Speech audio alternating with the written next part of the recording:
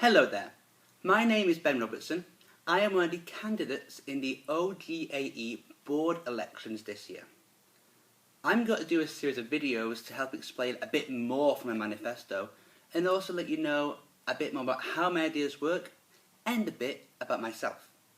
And that is what I'm going to start with in this first video, which I'm calling About Me.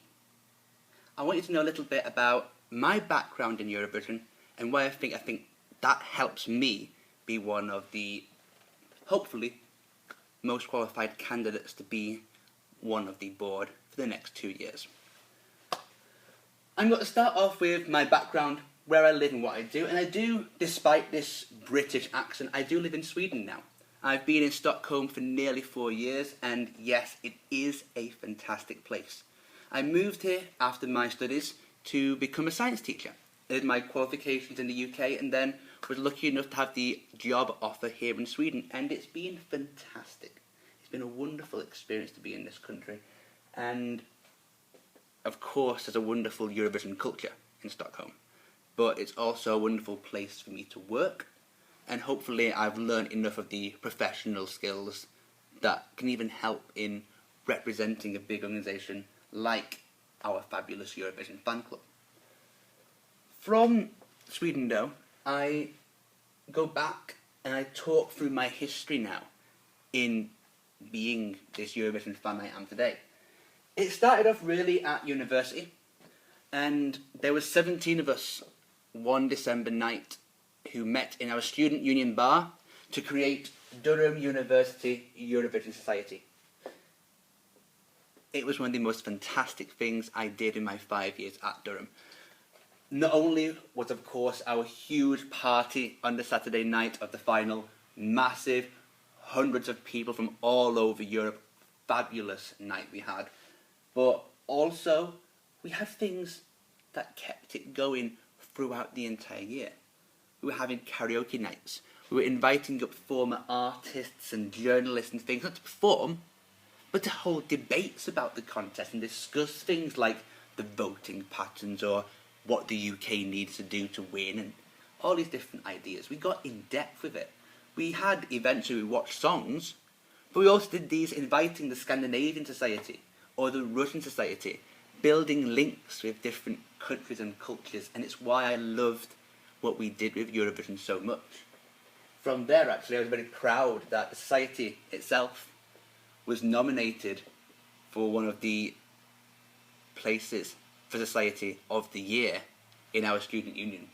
And we didn't win that, sadly, but I was nominated for the greatest contribution to a student club for helping set it up and to help develop so much that we had in those few years. And it was from there, and afterwards, I left to move to Sweden. I was still involved in the UK fan club.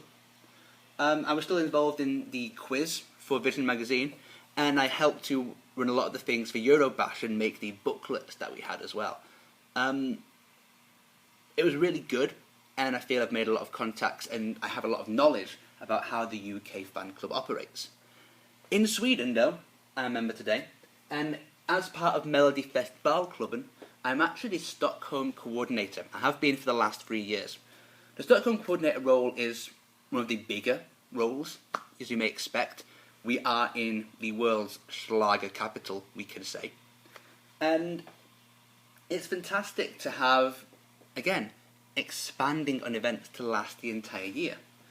We have a traditional party on the Saturday for the club. We now have a tradition almost becoming fast there. They have events on the Friday as well, when people arrive in town for the party weekend. But throughout the year, we have a picnic in the summer before the Pride. We have meetings for our OGAE poll, and we have meetings as well that we do throughout the winter as well. Many people come round to organise weekly national selection meetups, and this is lovely, and it's great to make a Eurovision culture that does last all year, and it's one of the beauties that a fan club can provide. Finally though, one of the things I'm really proud of is that I now work for ESC Insight. We are not a normal news Eurovision website. We do in-depth analysis, we do editorials, we look at Eurovision with a really fine tooth comb. You can find about 20,000 words of statistics and calculations from all the voting numbers I did over the summer. And it's a pleasure to look at the Eurovision Song Contest in that level of detail. As a part of that, I've been lucky enough to travel around many different parts of Europe, from Malta to Moldova, across all the Baltics, and of course being in Sweden is fantastic as well.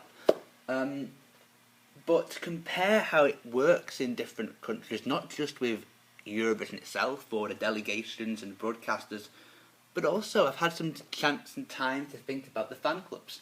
I wrote a very long article about Finland, and because of course Finland was the home of the Eurovision fan club OGAE, and I wrote a lot then about how the Finnish fan club and how it grew became this fabulous organisation we talk about today. And I put in there some improvements. I really felt involved in that. It was interesting to see about the importance of the fans, but it spurred me on to look at this and research this and give suggestions. Ever since I wrote that article, I actually thought I'd want to put those ideas I had into practice. I'm very lucky that I have a great knowledge of different countries, not just the two I've been involved in, but I've been able to see many more as well. And I've got a history over many years of being involved in creating and developing lots of events that mobilise and engage people in Eurovision. I'm proud of that, and I think I want to be able to share this much further across the entire international network. I'll explain more about how I want to do that in later videos, but thank you very much for now. Take care.